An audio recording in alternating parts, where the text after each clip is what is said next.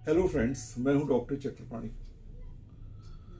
दोस्तों, बहुत सी ऐसी बीमारियां हैं जिनको हम बिल्कुल भी अवमूल्य करके देखते हैं, जिसमें से एक बड़ी सिंपल बीमारी है गैस बनने की, जिसके बारे में आम आदमी की धारणा है कि गैस माने कुछ नहीं। उनको कोई भी तकलीफ हो, जब वो चैम्बर में आते हैं तो जब उनसे पूछा जाता है कि और कोई बीमारी है तो कुछ बताइए, तो कहते हैं और कुछ नहीं, गैस है।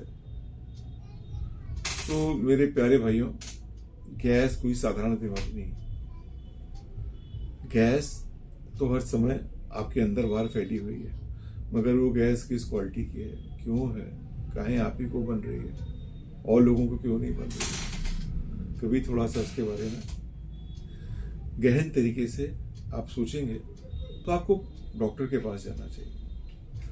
दोस्तों, कभी भी अगर कोई भी चीज़ लाइफ में लगातार बनी हुई है तो वो किसी बीमारी का संकेत देती है। वो बीमारी बड़ी भी हो सकती है, काफ़ी बड़ी भी हो सकती है। तो जैसे कि हम आपको बता दें कि चाहे कैंसर हो, चाहे टीबी हो, चाहे अल्सर हो, चाहे कोलेस्ट्रॉल हो, चाहे किडनी स्टोन हो, चाहे कॉन्स्टिपेशन हो, चाहे कोलाइटिस हो, चाहे भांति भांति की अनेक बीमारियां हो, तो उसमें एक गैस बना करती है। गैस एक लक्षण मात्र है। इंपॉर्टेंट चीज ये है कि किस बीमारी की वजह से बन रही है। गैस बनने के लिए आदमी बहुत उसके पास सोल्यूशंस हैं समाज में।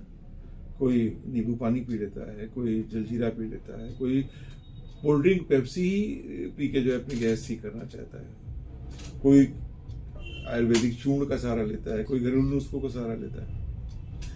लेकिन ये चीजें ठीक नहीं है ना। कोई भी बीमारी का जब तक आप उसके जड़ में जाके उसके कारण का निदान नहीं करेंगे, वो बीमारी कभी भी ठीक नहीं होगी और एक ही बीमारी से दूसरी बीमारी बना करती है। एक साथ बहुत बीमारियां नहीं आती, बीमारियां एक आती है, फिर वो धीरे धीरे करके अगर उसको निग्लेक्ट किया जाए तो वो धीरे धीरे करके कॉम्प्लिकेट होते होते होते होते होते वही बीमारी खतरनाक रूप ले लेती है। और साथ में अगर लगातार उसको बहुत ज्यादा दबाया जाए तो बार बार अगर वो बढ़ती रहती है तो आपको नई नई बीमारियां आ जाती हैं। तो दोस्तों, थोड़ा सा रुकावट हुई, उसके लिए क्षमा प्रार्थी हूँ, क्योंकि क्लिनिक है, थोड़ा डिस्टर्बेंस होता रहता है, तो समय निकाल के ही सब वीडियो बनाने पड़ते हैं। तो हम लोग बात कर रहे थे गैस की, और एक हमारे सिस्टम ऑफ मेडिकेशन में गैस की बहुत बहुत ही अच्छी अच्छी मेडिसिन है। तो एक मेडिसिन के बारे में आपको बता रहे हैं कि एक मेडिसिन है लाइकोपोडियम। लाइकोपोडियम जो है वो ऐसे प्रकृति के लोगों की जो भीतर से तो बहुत डरपोक हैं, लेकिन वो बाहर अपने आप को कुछ और दिखाया करते हैं। बाहर से लगता है कि वो बहुत कॉन्फिडेंट हैं, बहुत क्रिया की प्रतिक्रिया करते हैं। कोई आपने सवाल पूछा तो खट से उसका जवाब देना चाहते हैं। आपने कुछ उनके ऊपर ऑब्जेक्शन किया तो तुरंत उसका वो काउंटर करते हैं। लेकिन उनकी अंदरूनी स्थिति बहुत अच्छी नहीं रहती। ऐसे लोग जो समाज में अच्छे पायदान पे हैं, डॉक्टर हैं, इंजीनियर हैं, लॉयर्स हैं, जिनकी बुद्धिमत्ता निसंदेह बहुत अच्छी है, मगर जहां तक एक विश्वास का प्रश्न है, वो थोड़ा सा कॉन्फिडेंस में लैग करते हैं। वो इसी कॉन्फिडेंस में लैग की वजह से वो रिस्पॉन्सिबिलिटी से बचना चाहते हैं।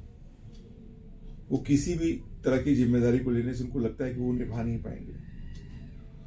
वो कभी भी किसी भी सोसाइटी के हेड्स बनना या किसी ऑर्गेनाइजेशन को संपन्न करना वो नहीं चाहते। उसके पीछे एक बड़ी खास वजह है कि उनको बहुत अंदर स्थिरता नहीं मालूम पड़ती। वो हमेशा अपने शरीर के अंदर चल रहे परिवर्तन से परेशान रहते हैं। ऐसे लोग अक्सर कब्ज की बीमारी से पीड़ित रहते हैं। जब उनको कब्ज होता है तो उनको गैस बना करती है। गैस बनने से उनका पेट फूल आता है। दोस्तों, पेट से मतलब स्टोमक से भी है, और नॉर्मल पब्लिक तो यही समझती कि पेट माने पूरा पेट, लेकिन मेडिकली स्टोमक और एब्डोमेन दो चीज होती है। तो उनको जो लाइकोपोडियम के पेशेंट्स को जो गैस बनती है वो स्टोमक में बनती है यानी आमाशय में, और एब्डोमेन में बनती है यानी कि पूरे पेट में गैस बनती है। तो जो गैस बनती है उसकी वजह से पेट में गुड़गुड़ाहट रहती है, पेट में दर्द होता है, पेट में जलन होती है, स्टोमक में जलन होती है, वहां पे भी दर्द हो सकता है। उनकी भूख जो है बहुत अनियमित होती है, कभी खाते हैं तो मन करता है कितना खा जाएं, कभी उनको पहले से लगता है कि बहुत तेज भूख लगी है, जब खाना खाने बैठते हैं तो भूख मर जाती है, लगता है कि थोड़ा सा 2-4 और खाए और पेट उनको भरा भरा सा लगने लगता है। बहुत से मरीजों को गॉल ब्लैडर स्टोन होता है, बहुत कॉमन है आजकल, गॉल ब्लैडर स्टोन होता है तो उनका दर्द होता है बहुत ज्यादा। जब भी उनको दर्द होता है तो दर्द उनका पेट से दाहिनी तरफ से उठता है, वो पीछे की तरफ चला जाता है।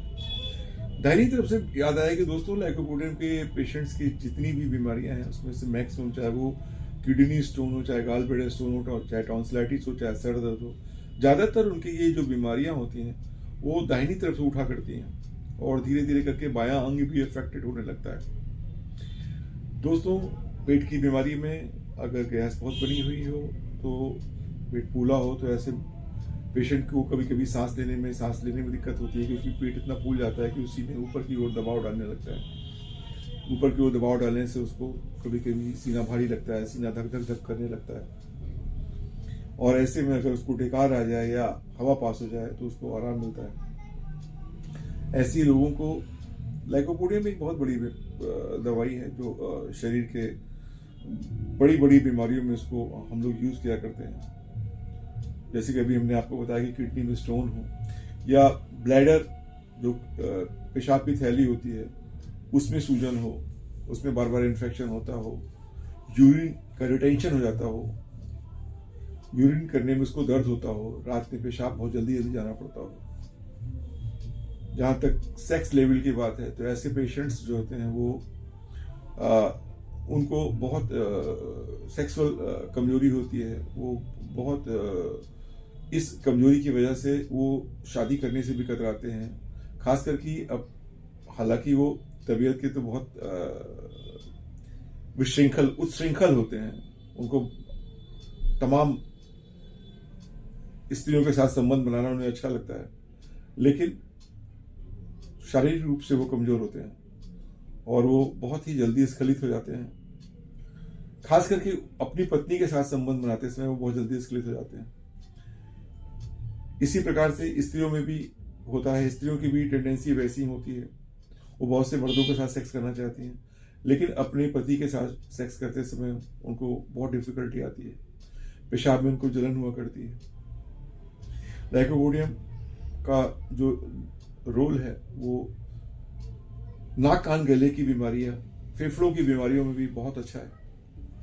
नाक कान गले की जो बीमारियां होती हैं उसमें नाक सटना, नाक बंद होना, साइनोसाइटिस की बीमारी हो जाना। अक्सर जो बच्चे पैदा होते हैं उनकी नाक, अक्सर माएँ कहती है कि नाक से आवाज बहुत आती है, नाक उनकी सटी रहती है, तो बच्चों को सांस लेने में डिफिकल्टी होती है, रात में अचानक बच्चे उठ के बैठ जाया करते हैं। यही बीमारियां जब कान में जाती हैं तो कान में दर्द होता है, खास करके कान में दर्द होता है दाहिनी तरफ। टॉन्सिलाइटिस हो जाता है, गले में टॉन्सिल होता है, गले की में ऊपर के हिस्से को फेरिंक्स कहते हैं, उसमें सूजन आ जाती है। यही बीमारियां जब अंदर फेफड़े में जाती है तो उनको ब्रोंकाइटिस हो जाता है, उनको निमोनिया हो जाता है, और उनको बहुत, अगर इस लक्षणों की अनदेखी की जाए या पारिवारिक कोई ट्रेस हो तो उनको टीबी होने के चांसेस बहुत ज़्यादा रहते हैं। दोस्तों, टीबी के पेशेंट्स में बहुत खास बात होती है, उनका शरीर जो है जल्दी बढ़ता नहीं है, वो बहुत दुबले पतले रहते हैं। लाइकोपोडियम के पेशेंट को आप बाहर से देख के बता सकते हैं कि वो लाइकोपोडियम के पेशेंट है। चेहरा उनका धसा धसा रहता है, उनके जो चेहरे पे झुर्रियाँ पड़ी रहती हैं, उनके माथे पे झुर्रियाँ रहती हैं, उनके जो आंखों में यहाँ तक कि कभी कभी बिल्ली निकल आती है अंदरूनी कोनों पे, उनके चेहरे पे धब्बे रहते हैं, भूरे भूरे धब्बे उनके पेट पे रहते हैं, उनके चेहरे पे रहते हैं, उनकी पीठ पे भी धब्बे रहते हैं। लाइकोपोडियम का पेशेंट जो है वो स्किन, पेट, श्वसन अंग के साथ साथ में उनको जोड़ों की बीमारी भी बहुत पीड़ित करती है। उनको रूमेटिज्म, जिसको सामान्य भाषा में बतास कहते हैं, गठिया भी उनको हो सकता है, उनको रीढ़ की हड्डी की बीमारी भी हो सकती है। तो जैसा कि आपने देखा कि बहुत ही व्यापक ये दवा है। इसका स्किन पे भी बहुत अच्छा रोल है, सोरियासिस में बहुत अच्छा रोल है इस दवा का। तो दोस्तों, इतनी बात बताने का मेरा एक बहुत साफ मतलब है कि अगर आपको कोई भी बीमारी होती है तो आप कोशिश करें कि आप सेल्फ मेडिकेशन ना करें। ये किसी भी पुरानी बीमारी को आप 1 या 2 खुराक दवा खा के अच्छा नहीं कर सकते हैं। केवल आप अगर डॉक्टर के पास नहीं जा सकते हैं और आपको लगता है कि कुछ हमको थोड़ा सा रिलीफ मिल जाए, और जो जैसे अभी मैंने वीडियो में बताया, तो उसमें बहुत सी बात मैं इसमें नहीं बता सकता हूँ, इतना लंबा वीडियो नहीं बन सकता है, लेकिन तब पर भी एक कुछ और बातों को मैं आपको बता देता हूँ कि लाइकोपोडियम का पेशेंट जो होता है वो ठंड के प्रति उसको जल्दी ठंड लग जाती है, उसको गर्म चीज़ों से आराम मिलता है, उसको खुली हवा में आराम मिलता है। तो इन चीज़ों को ध्यान रखिए। अगर आपको लगता है कि आप पेट के गैस बनने में या कुछ थोड़ा बहुत जैसे नाक सटने में या गले के टॉन्सिल में अगर आप 1-2 खुराक दवाई खा लेते हैं, तो आपको किस पावर में दवाई खाएं, क्या करें, ये आप, हालांकि बहुत सी वीडियो में देखता हूँ यूट्यूब पे लोग पावर भी बता देते हैं, सुबह दोपहर शाम दवाई खिलाने के लिए बात कर देते हैं, लेकिन दोस्तों वो तरीका सही नहीं होता। होम्योपैथिक एक बहुत ही ऐसी मेडिकेशन है जिसके बारे में हम लोग इसकी फिलॉसफी जो होती है, उस फिलॉसफी से हम मेडिसिन की पोटेंसी का निर्धारण करते हैं। ये डॉक्टर के बहुत से अनुभव पर निर्भर करती है, कौन सा डॉक्टर किस तरीके से आपको ठीक करता है, तो ये आप नहीं कर सकते हैं। इसलिए सेल्फ मेडिकेशन से आप पूरी तरीके से बचिए। हाँ, होम्योपैथी में एक बड़ी खास बात यह है कि ये बहुत सेफ मेडिकेशन है। अगर आप कभी खा भी लेते हैं, दिन भर में 3 बार खा लेते हैं, रोज खा लेते हैं, तब भी इसके ज्यादातर मामलों में साइड इफेक्ट नहीं होंगे, लेकिन आप ठीक भी नहीं होंगे दोस्तों। तो ठीक तो एक योग्य डॉक्टर ही आपको कर सकता है। तो आज का वीडियो मैंने कोशिश किया कि आपको काफी जो मैं अपने अनुभव से जो मेरी जानकारियां हैं मैंने आपको शायद शेयर करने की कोशिश की है। आप फीडबैक में अपनी बातों को नीचे शेयर कर सकते हैं, और आपकी इन शेयर करने से मुझे मोटिवेशन मिलेगा, तो मैं और अच्छा सा आपके लिए बनाऊंगा। नमस्कार।